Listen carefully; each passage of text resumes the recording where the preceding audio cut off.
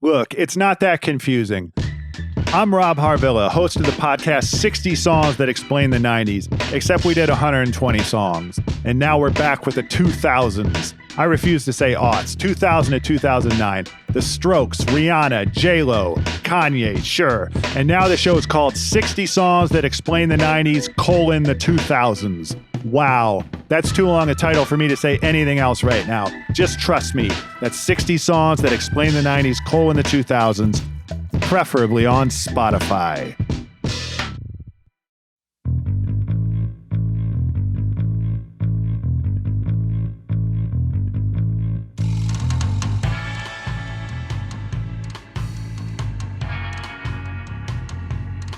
Welcome to the Prestige TV podcast, where we love to dream about Einstein.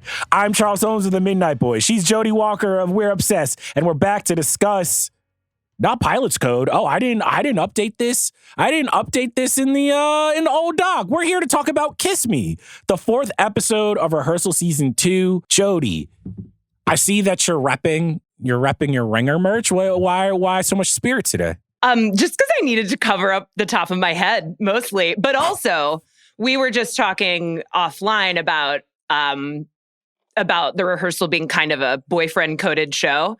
And I feel that this is like a Ringer dad coded hat when I wear it. It is. I really get into the mix. They're going to let me on the watch.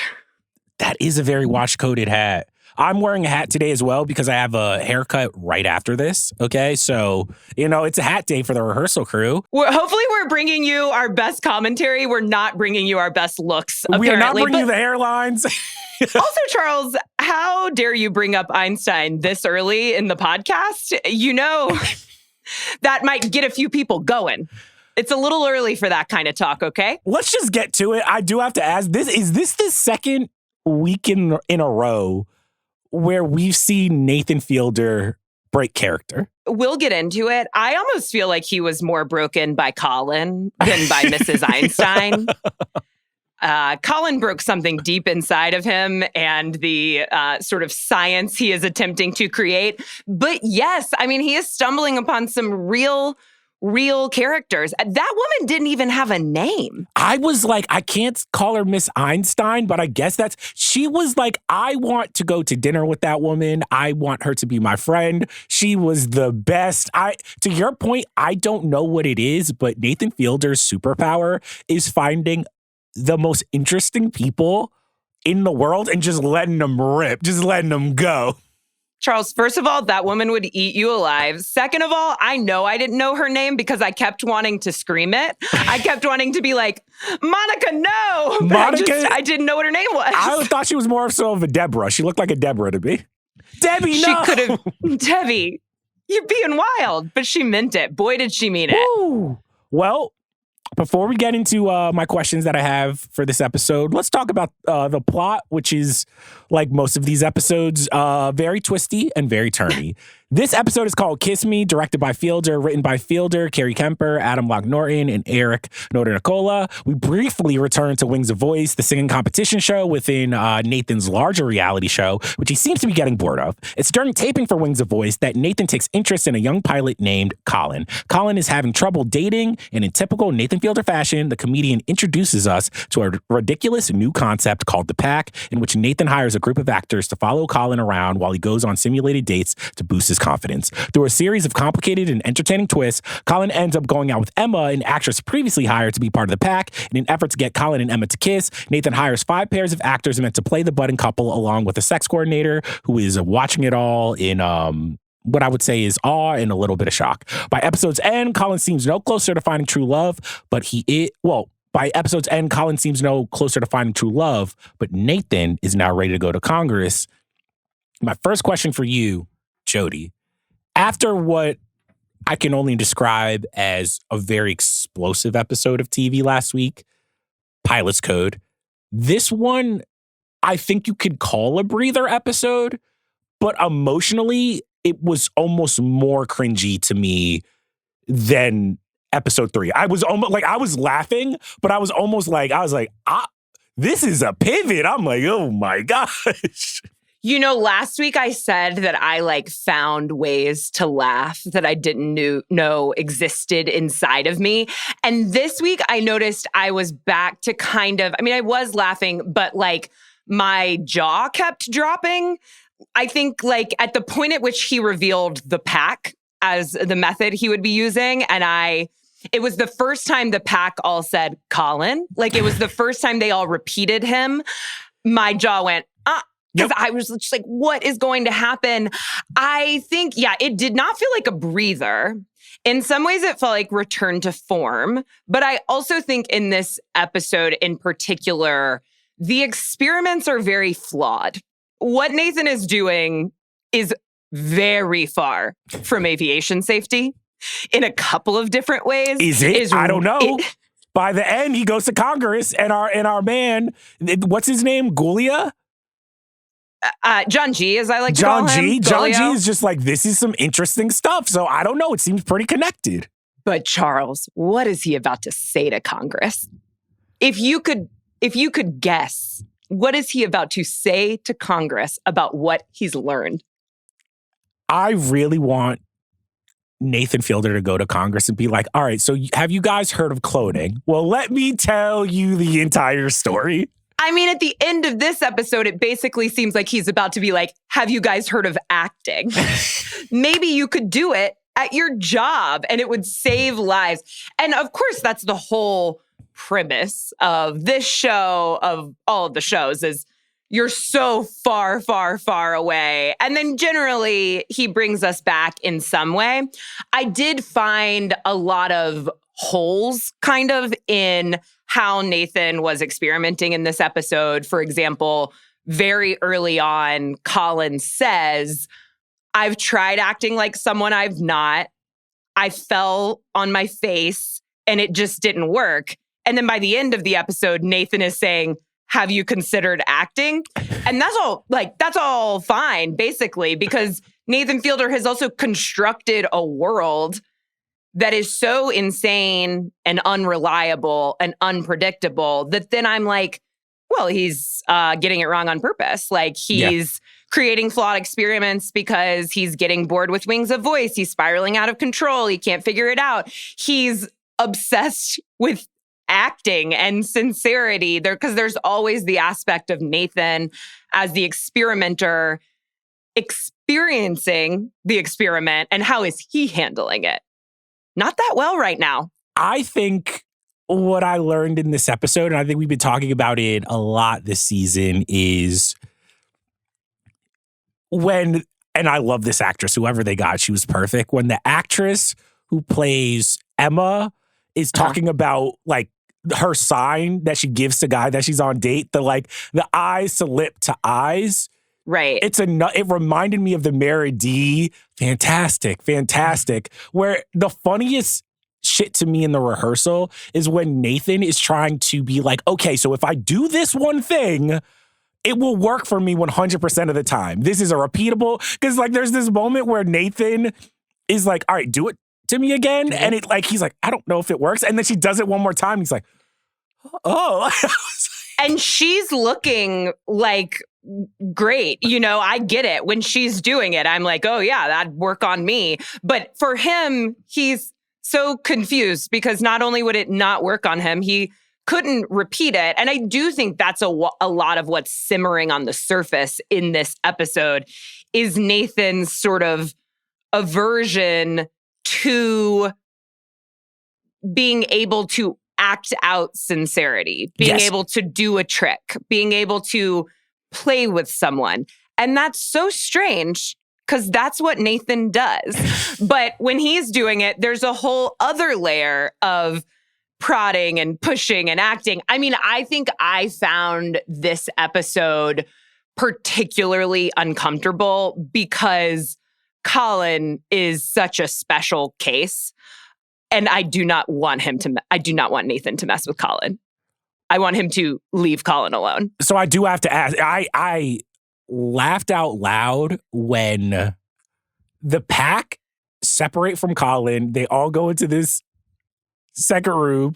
And then Nathan just goes, all right, so who's into Colin? And everybody's like, he's like, no, who is here is attracted to Colin? And I was like, that almost was the moment where I was like, oh, this is Nathan the producer. This is Nathan. Because I think what I noticed too in this episode is I'm starting to realize with every episode of The Rehearsal this season, it almost seems like he's poking at another element of reality TV, where it's like we've seen him do the Sully episode, which is all about like those TLC recreations or those true crime recreations where it's like just so over the top. And you're like, this is not like real life. You have Wings of Voice,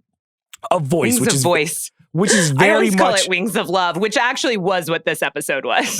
It was Wings of Love, this episode. But he's doing a reality competition show. And in this, I was like, oh, is this Nathan Fielder's Rehearsal episode on how ludicrous reality dating shows are? And what is the difference between reality and then a producer pushing these people closer and closer? That was what made me uncomfortable, is like, Nathan's kind of being an asshole in this episode. Exactly. Yes. No, it's a great point. I think that he is both being manipulative and allowing us to see him being manipulative, which engages the question of, is he always being this manipulative and we don't know? Is he doing this as a play at, a Bachelor style show?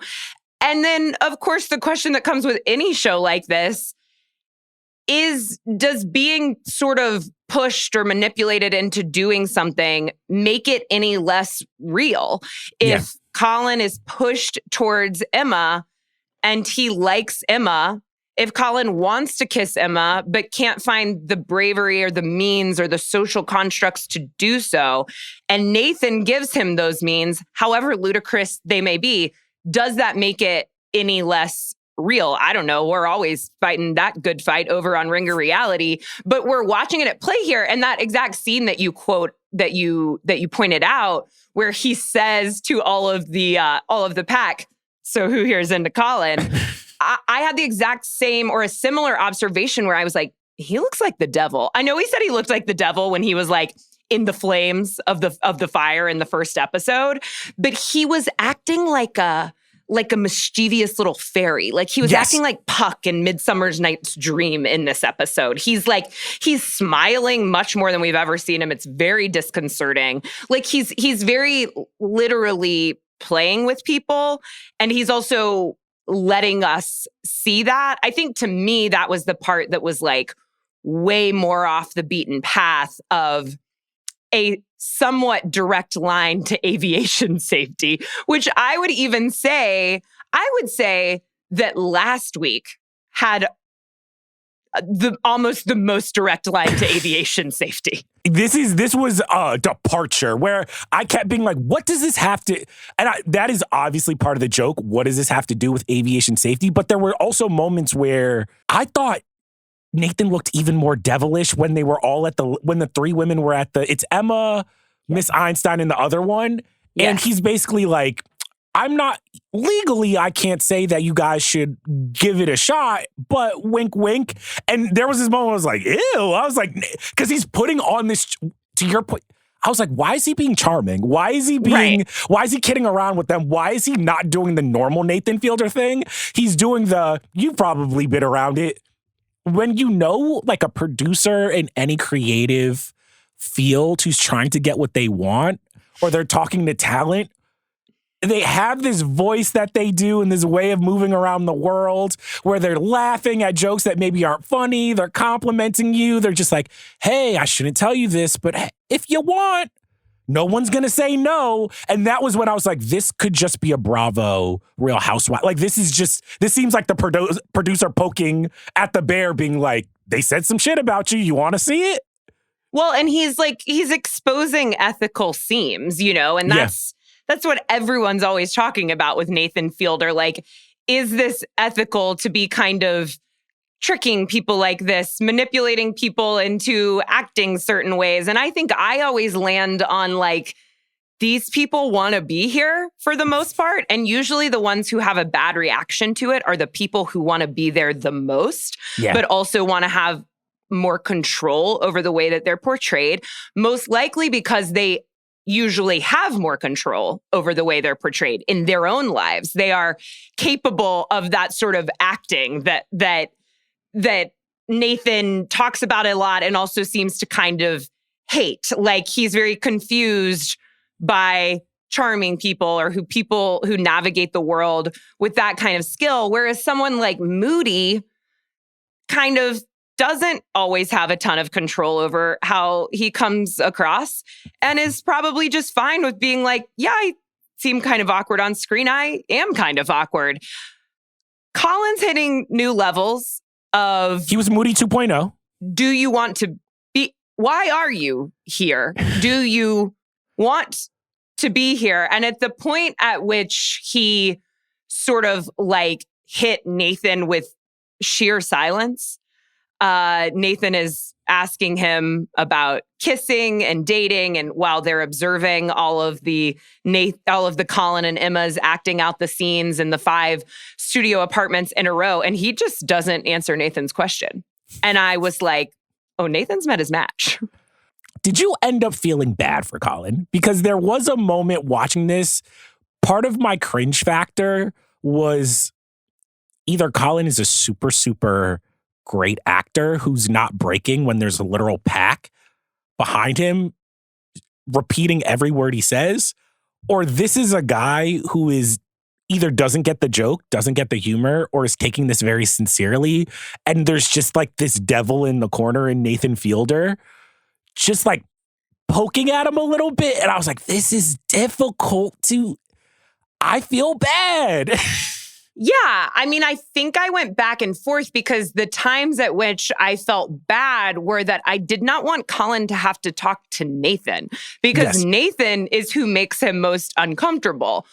But when I was excited for Colin was like when he was playing putt-putt with Emma and he seemed really like embodied in himself. He seemed, other than the very final walk away where maybe he should have kissed her and he didn't, he seemed like he was having a good time. Like, are you saying that Colin has a reserved sexuality, as I think Miss Einstein says something to that effect? I'm saying he reminds me of Einstein. That's what I'm saying. I don't know if he knows this, but he's got a little Einstein about him. But even Emma was a perfect example of like Nathan being able to find a woman who is uncomfortable to watch in a different way, in that she's also so nice and she's also so sincere and she's nervous. And I was like, Nathan, stop talking to this woman. Stop talking to both of them. Get out of the way. Because every single time, even when Nathan is bringing Colin to see the 5 couples that are playing each of them, he's just like, isn't this so interesting? Isn't this so great? And Colin's just like, yeah.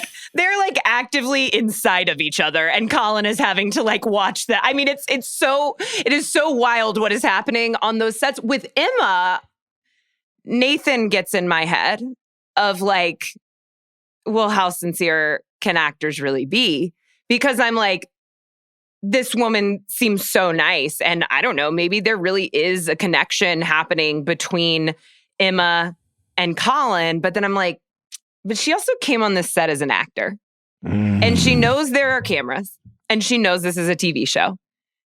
And she's getting pulled aside to say, hey, if you want to spend a little more time with who is clearly the main narrative, feel free.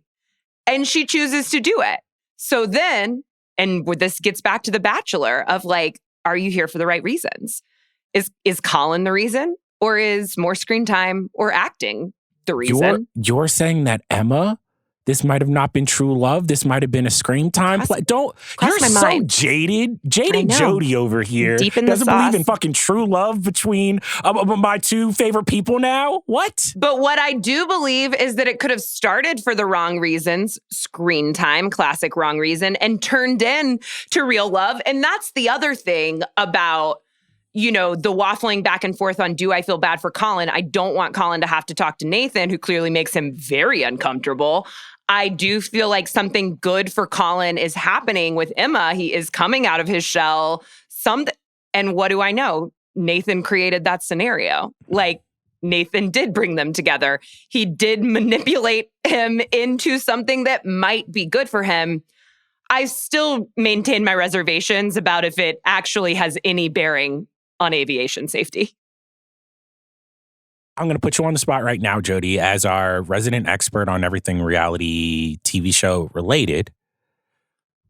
How would you help Colin in this reality show context? Do you think that the pack are you giving him a pack to make him more confident? Like, what would you in this reality show setting give our boy to just make him feel himself a little bit more? I'm going to tell you the last thing I'd do first, and that's the pack. The fact that sweet young man even made it through that process, that would be driving me crazy if 15 people... Also, he's already uncomfortable with the things that come out of his mouth, and now he has to hear them repeated to him by 15 seagulls. I would not love go the with pack. the pack. The pack would work. Here's the thing. Charles. The only thing the world needs more of is me. That's right. All right. 15 more. We've got you on one mic. Let's get 15 more behind it. Totally agree. I think people were sleeping on Colin a little bit. He was a sweetheart. I liked him. My, of course. That's the whole thing, is that he's darling. I mean, he literally looks like a Precious Moments doll, and Nathan looks like the devil, messing with him. And it's very concerning, sort of. But I would say what I would actually do as a watcher of reality TV, but not a producer or manipulator of reality TV, and as a lover of talking to people, at the point at which Colin, I mean, this is the thing. There were just we were in a turducken of experiments in this show, just shapes and squares and triangles. At the point at which Colin was in a recreation of his house with an actress playing Emma. Nope. With Emma, but in her actress form. Yes. Emma is playing Miss Kiss Me Lots or whatever. He is playing a character whose only character trait, as assigned by Nathan, is that he's comfortable with kissing on any date and that he always gets it right. Don't tell me you didn't laugh at that part. That was hilarious. Oh, of course, it's all funny. I thought, what if we just asked Colin why he hasn't kissed Emma and what might make him more comfortable? What if we just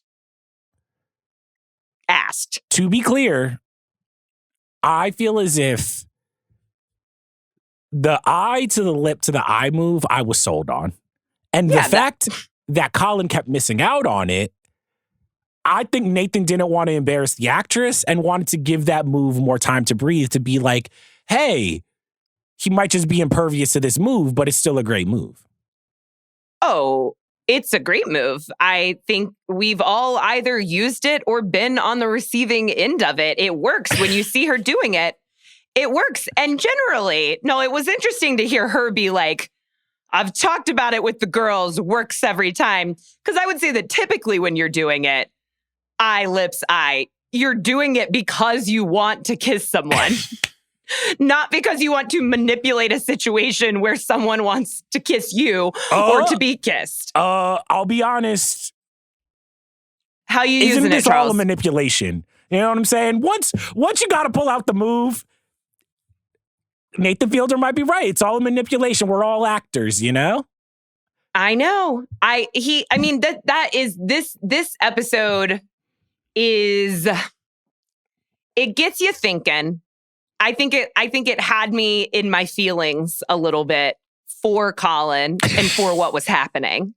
Did you feel for the whatchamacallit, for the people that he brought in to watch their spouses and partners kiss other people very, very aggressively? I didn't, because they all seemed so fine with it. This is acting. Well, that's LA. It's acting. It's LA. There was one guy there where I'm like, I have seen you in Echo Park. He doesn't give a fuck. He's like, I don't care. He's also like, we've been dating for 2 weeks. This is fine.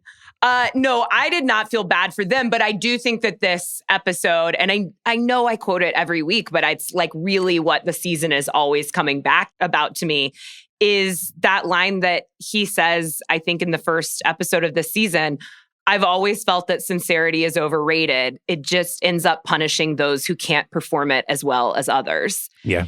And I think he sees that he's always thinking about it, and he's always ruminating on it, and always trying to figure out how sincerity and the realness of relationship applies in the cockpit so that it can improve aviation safety.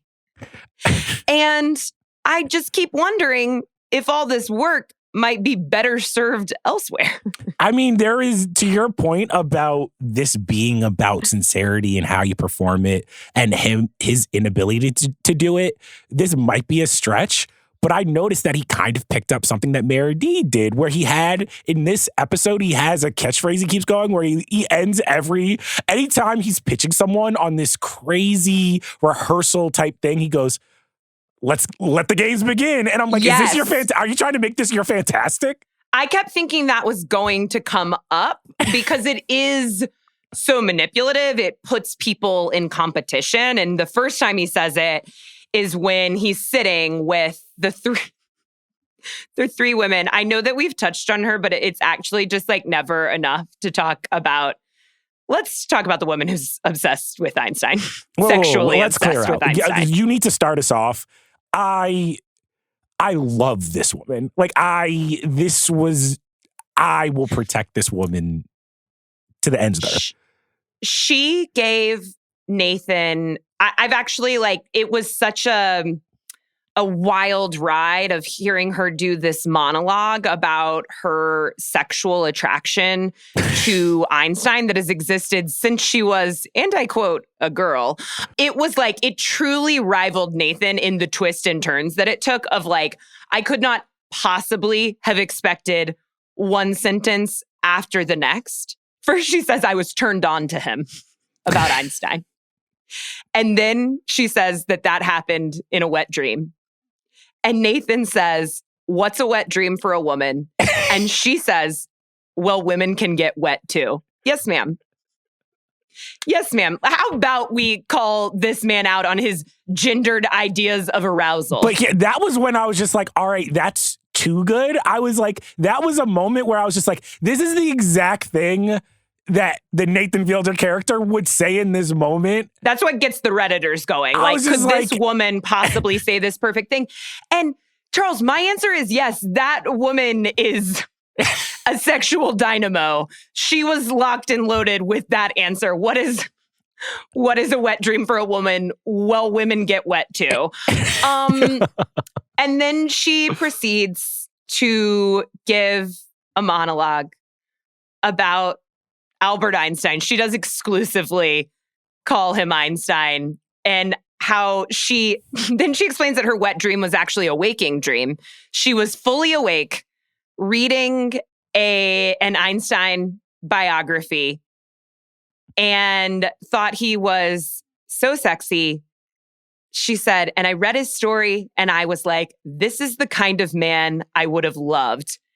And he had a baby when he was really young. Did you know that? She just keeps revealing one more thing about Einstein that she's attracted to. Did she at one point go, yeah, when I got to E equals MC squared. Ooh, That's right. She's explaining the wet dream. The Do you think she waking went wet to go dream. see Oppenheimer just for the Einstein scene? She's just like, there's my boy. I think she got kicked out of the theater at Oppenheimer is what I think. But then the joke gets so much funnier when Nathan is manipulating them both. Is basically like, hey, there's going to be a lot of downtime. If any of you want to shoot your shot, feel free. So Emma and our boy Colin are having a very cute conversation. A wonderful little conversation about travel. And our old girl just comes in and immediately, what did she say? You remind me of Einstein. And he's like, okay. She's like, I don't want to interrupt, but you remind me of Einstein. And that's when she says, you have a certain reserved sexuality about you. Emma basically moonwalks out of the scene. She's so uncomfortable. And Colin gives a classic Colinism, which is, And this is when I thought, like, Nathan, this is the chaos you create. And this episode, it reminded me a lot of when in season 1, when the structure of the family and the kids switching out and Nathan getting emotionally involved and trying to figure out if they were going to raise their fake rehearsal child as Christian and Jewish, etc. It kind of starts to spin out. That's how I felt a lot in this episode. It starts deep in the Wings of Love competition. Then we're doing the pack. We've got Colin. We're doing the pack to try to help him on dating. That's not happening. Then we're doing 5 recreations in a row so that Nathan can do like human AI, so that he can do like predictive behaviors to help Colin, and then sort of disregards that pretty quickly to move on to the concept of acting. Like, we're just watching him iterate and iterate and iterate to try to figure out what is going to change pilot behavior. I mean, that is something that I'm still struggling with in terms of, I thought the Wings of a voice section in the beginning was just one step too far. Even like by the time Nathan is just kind of like, yeah, I'm over this. I'm like, I'm kind of over it too. And it is this, I like the episode. I think this is still one of the best shows that is out on TV right now. But I am starting to like wonder, like, what's the through line? Like what actually is? And I'm getting it, and I could intellectualize it and I could tell you about all the themes. But this was once again an episode where even once we get to the sex coordinator and he's like essentially being like acting is bullshit, I'm like, does Nathan even care about acting to this? Like, hey, Nathan doesn't care about acting. This is just like something super funny that's happening on screen. Yeah, I think that he's spinning out and taking us far away from the construct and using these absurdist things on purpose. We're supposed to feel unmoored, like we're supposed to feel uncomfortable. I think that that's what the first season was about a lot too. And the reason that I think he's doing it on purpose, and I wonder if I'm getting a little Redditory here, especially after saying like, guys, these aren't actors. When they are, they're disclosed. Lean in. But it was pretty clear to me that the opening Wings of Voice thing was a skit. Yeah. That's written into the script for Nathan precisely to say, I'm getting bored by this. You know, it's part of the story construct. Nathan's maybe not actually getting bored by it. He's using it as a beat between how we connect these stories, between how we get to Colin, who is an interesting character, and of course, how we get to Mrs. Einstein, who is the most interesting character. But that's why that makes me really feel like this episode is supposed to feel like Nathan's pretty lost in the plot of his own mission to create change in aviation safety. I mean, and it's also what I do think was really smart about them ending on the Congress note is that he says when he's walking John G through the fake airport, he basically, because he keeps restating it, he's just like, yeah, you know, I can, as long as I don't go over budget, what does he say? He says, HBO is paying for all of this. They basically gave me a blank check as long as I don't go over budget. The only requirement is that everything I do related to aviation safety has to be somewhat entertaining. John G, no questions. He says, well, yeah, that's how the world turns, you know? He's done it himself a time or two.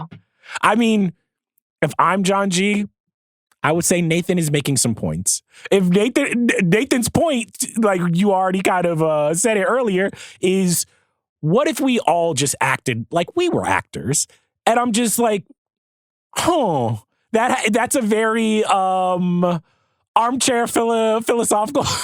Sort of, but like we're not all actors, and his sort of obsession with like well, we could all just be acting, I think is like an insecurity or an anger that not that some people act out sincerity better than others, but that some people cannot act it out, can't act anything out, can't be anything but who they are. And that creates this real transparency. If you can't be any more charming than you are, and then what actually creates charm, if you can sort of pretend that you're charming, does that actually just make you charming if you can pretend it forever?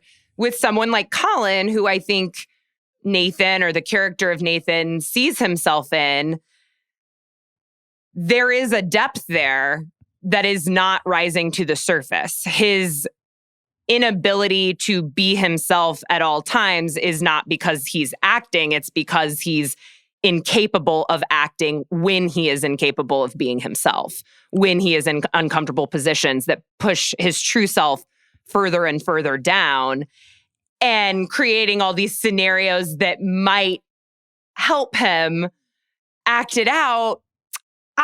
It's not making him any more of an actor. That's not behavior you can change. And as stated by Nathan, he is not a therapist, nor are any of the actors he's brought onto the Wings of Voice stage to talk to pilots. Legally, they are not therapists and cannot report to the FAA.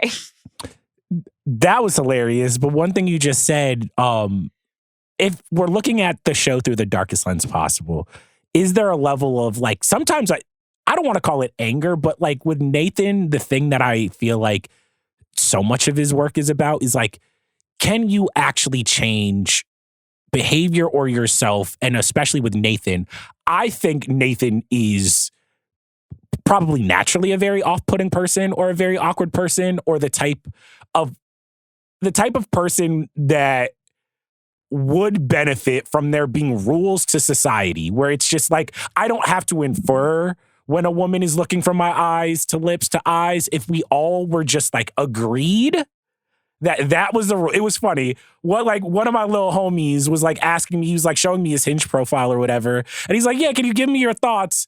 And it was just like, he had something on there, what he was like looking for. And I was just like, oh, that's code word for you're a fuckboy. And he's like, what?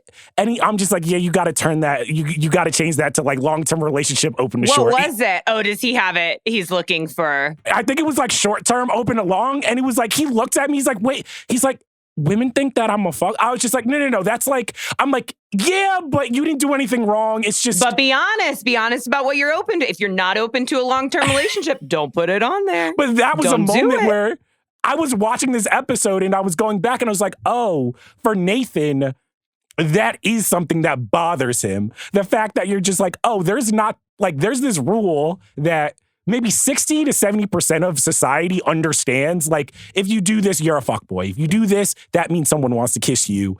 And then there's a certain subset who are just like, I don't get, like, no one gave me this memo. Like, there's nuance in it. But the thing about social rules like that is that rule, which, yeah, like probably 70% of people understand that as a sign that someone wants to be kissed, only applies to people who are capable of making good eye contact. And that's a real thing. Like, yes. Some people don't make eye contact very often. It is part of who they are. It is part of their behavior, and it is fine. All social rules can't apply to all people. But do you think Nathan wants it to be that case? That he wants it to... Of course. Yes. He wants so badly to crack the human behavioral code. And I understand. I mean, I think it's when he's talking to John G. and he says that kind of the conclusion he's come to, and I guess what he's going to tell Congress, is that it's less about, in the cockpit in these like high tension times, it's less about the critical moment when you may need to take over the controls and assert yourself, and more about trying to establish a relationship from the very start when an emergency actually happens. And as a reminder, the reason that he's come to that conclusion is because he has been trying very hard to make a very shy young man kiss an actress. Yes. That's what's brought him to this conclusion. And when he says early on, when he's talking about that he's observed all the pilots standing in silence, and he's kind of like, that's not normal. That's not normal, like, new colleague behavior. I'm kind of like, could it be? Is it more about changing pilots' behavior, or is it more about screening for this kind of behavior early on? If it's someone who can't assert themselves when they are in a beta position, should they be a co-captain? I don't know. Guess we'll find out in Congress. I'm going to call up HBO, Jodi. I'm going to get you and Colin in a room, and you are the new Nathan. You are. I feel like you could help Colin way more than Nathan, because I feel like you actually would want to help him. Nathan, he's playing with my boys. Nathan wants to learn something from him, and sometimes that can mirror help. I do take great joy in bringing a shy person out of their shell, and it's a careful process.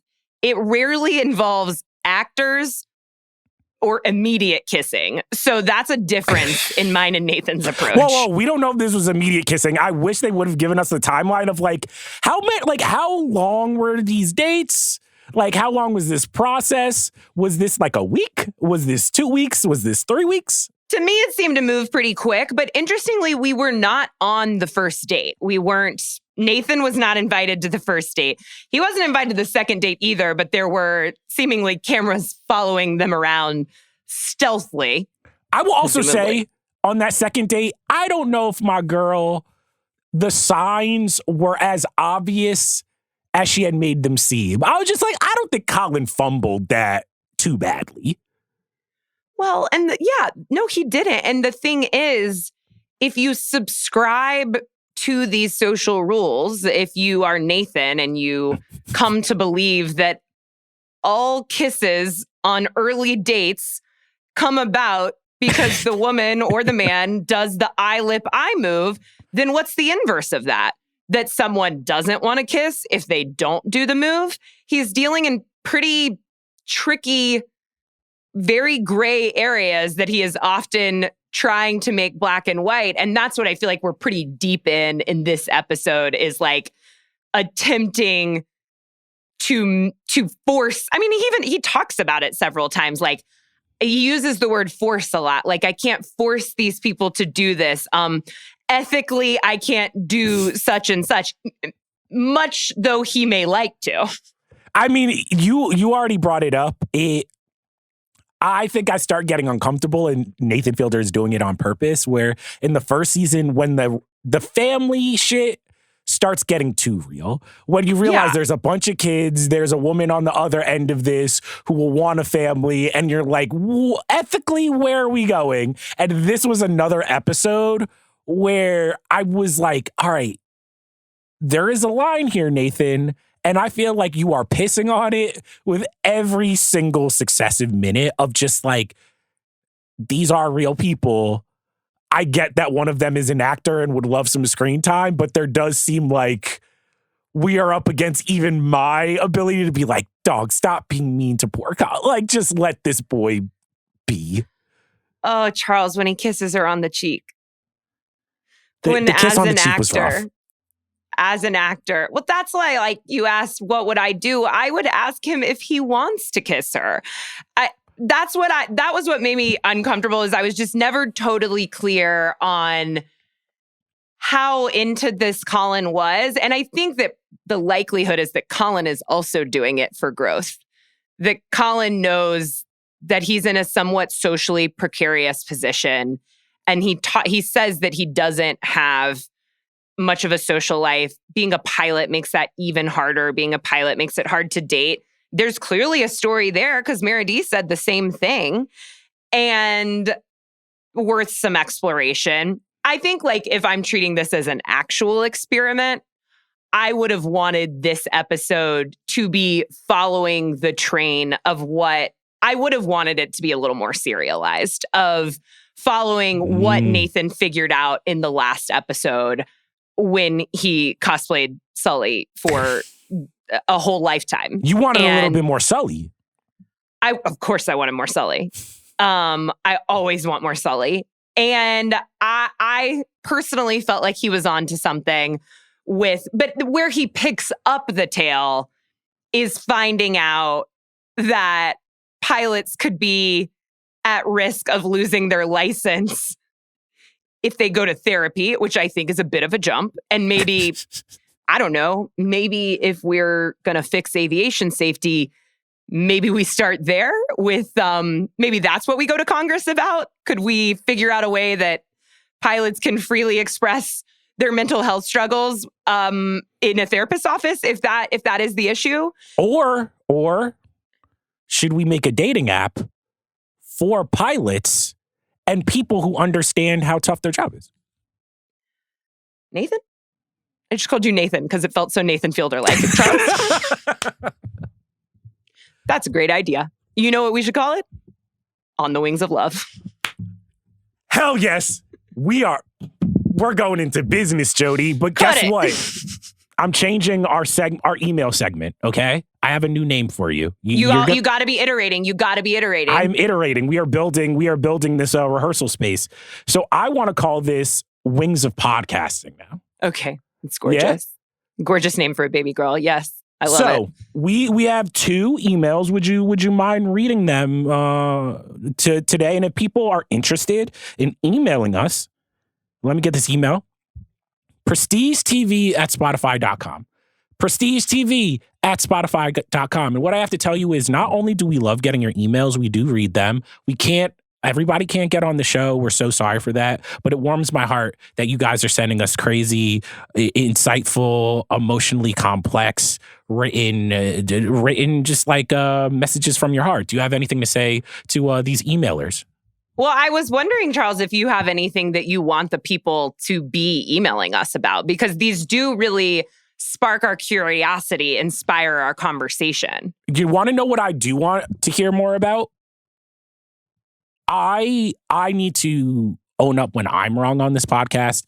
I was given false information. There were people in my life, stewardesses and pilots, who maybe just were super charming. Maybe they were like the actress. They're doing the eye to the lip to the eye move. Their dating life is very adventurous. So I was basically like, yo, I heard that it's popping to be a pilot or a stewardess. It's really easy to date a lot of people. That no longer seems to be a case. I apologize. I, this time, would actually like to know if there are any pilots out there, stewardesses, or anybody with a similar Charles, job. you gotta say flight attendant. Wait, is it? Wait, whoa. Is stewardess problematic now? It's just not the name. Wait, they're not called stewardesses? Is the last time you flew on Pan Am? Whoa. I'm sorry. I'm not as woke as I thought. My bad. Flight I'm just getting in attendants. there. I'm just getting in there quick. No, you know what? Here's the thing. You are my Mary. And I'm you sorry, flight attendants. are my Jeff. That's what I would like to know from our listeners. If you struggle, if you're honestly driving subways, trains, or whatever, and you struggle to date, let me know. If you're like, I'm really interested, and maybe we can be the Nathan Fielder here and like get your message out there. What would you like to know? Well, I also really love when people point out, this is sort of hard to explain, but when people point out things that like I meant to say the week before and just kind of were on here for an hour and I missed it. And an example of that is that several people messaged me and emailed us about and I noticed this when I watched the episode and we didn't talk about it, that kind of a flaw in one of Nathan's.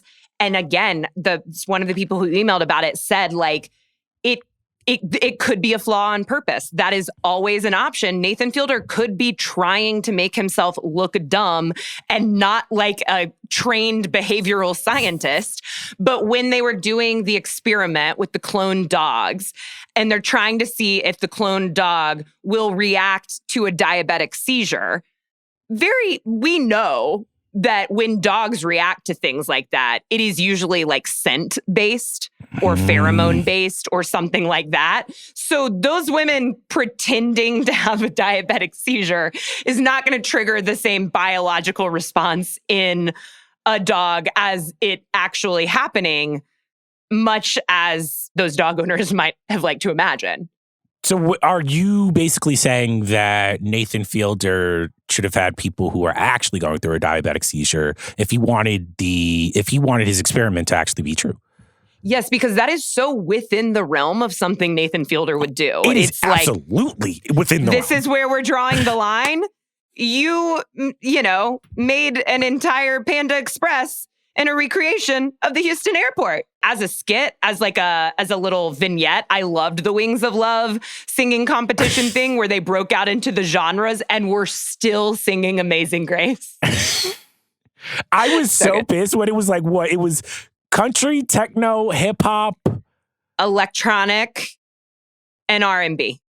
Or I guess maybe techno electronic were the same one.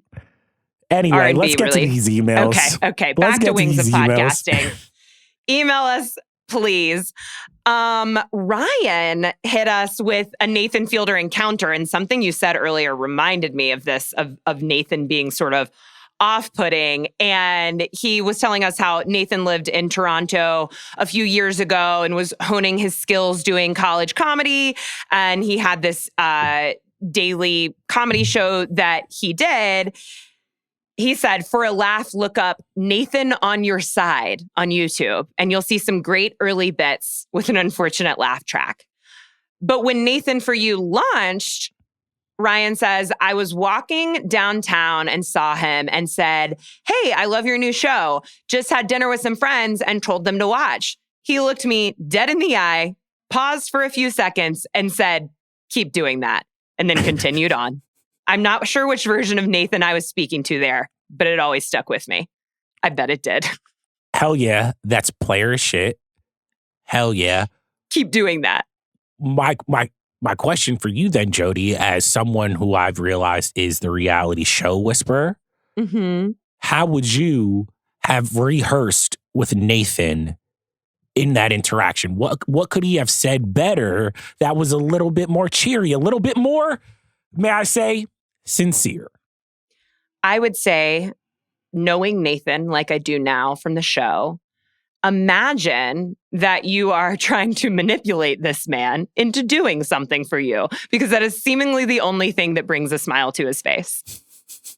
And I'm going to hit him with the old smile more. Last email for the day. Email from Steven. Would be fascinated to hear your thoughts about Nathan's influences. I see an awful lot of Charlie Kaufman here. Eternal Sunshine, where Jim Carrey as a toddler hides under his mom's kitchen table.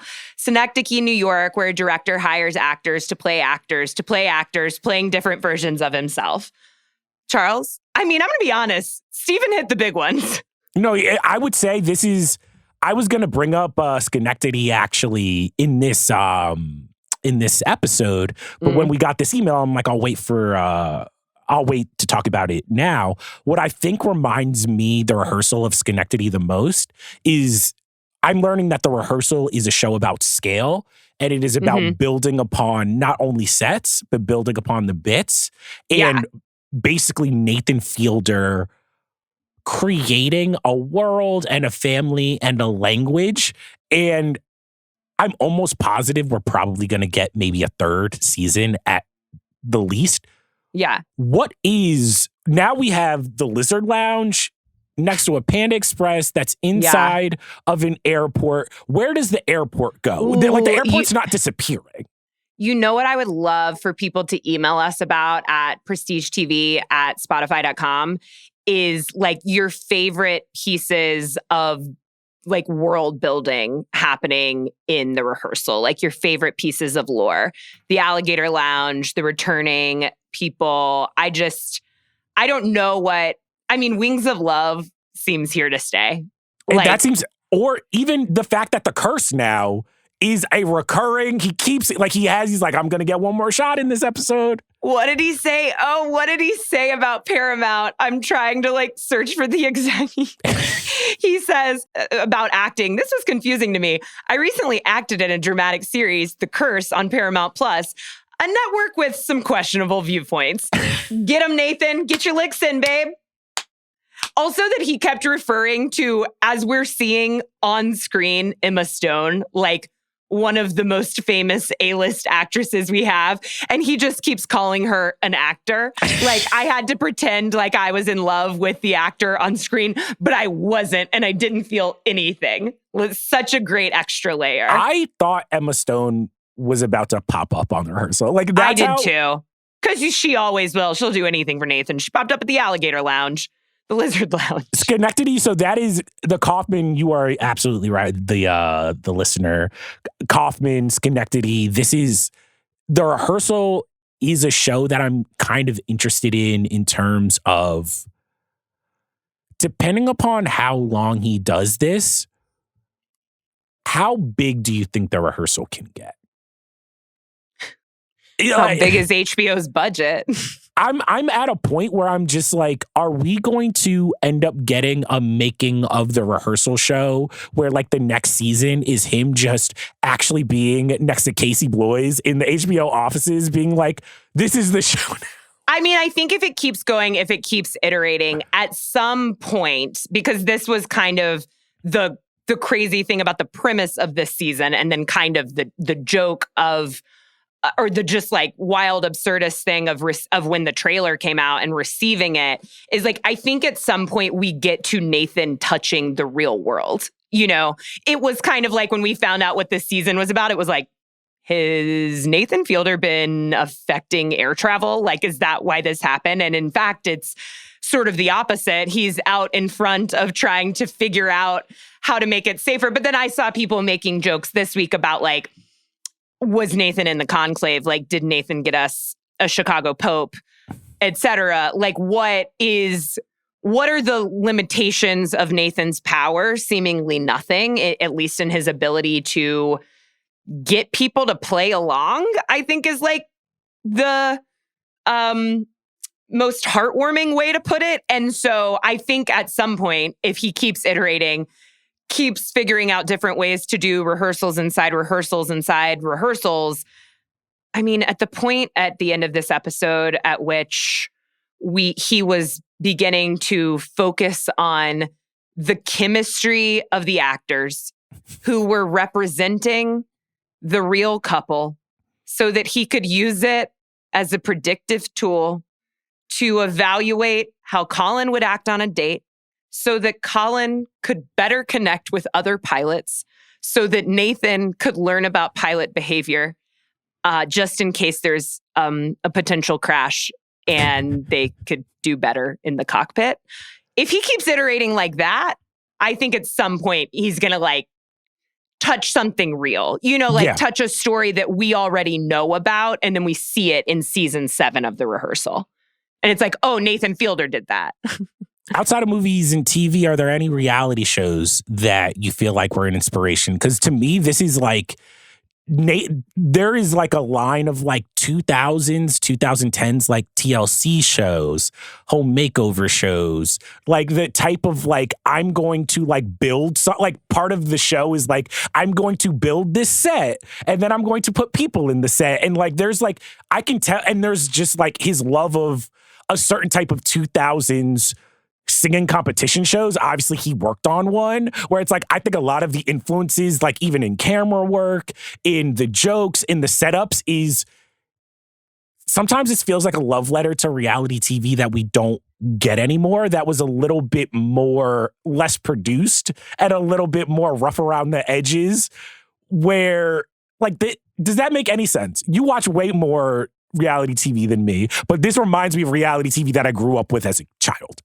Yeah, because that reality TV was like a lot less ethical. I know that reality TV is still crazy, but there was a lot more, you're getting tricked going on. I mean, there's the classic like Joe Millionaire. The women think they're dating a millionaire. He is revealed to be a regular Joe. Like that was a season that didn't get a show that didn't get a second season because that is unethical. You cannot lie to people.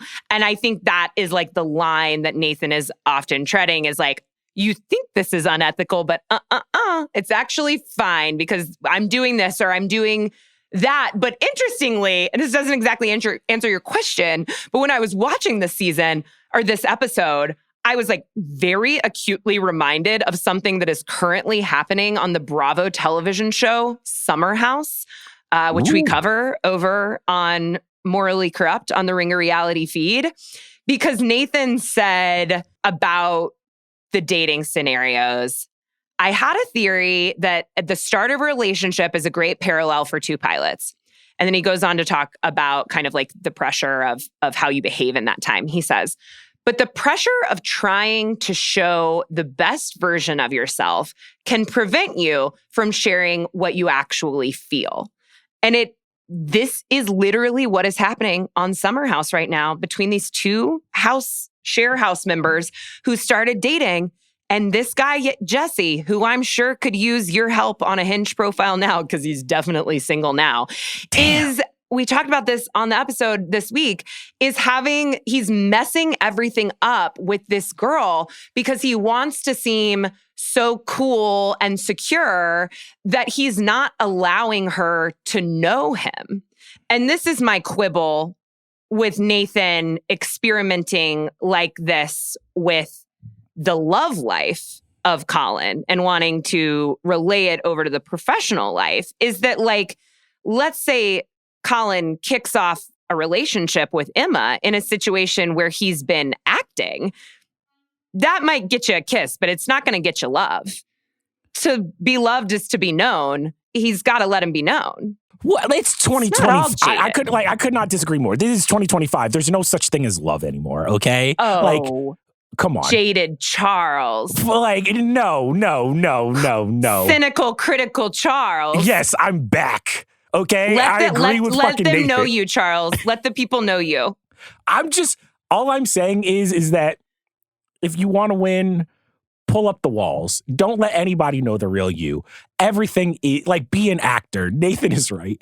Who cares? Marry for money. Okay. Marry for comfort. It is the end times. That love shit is out of the door.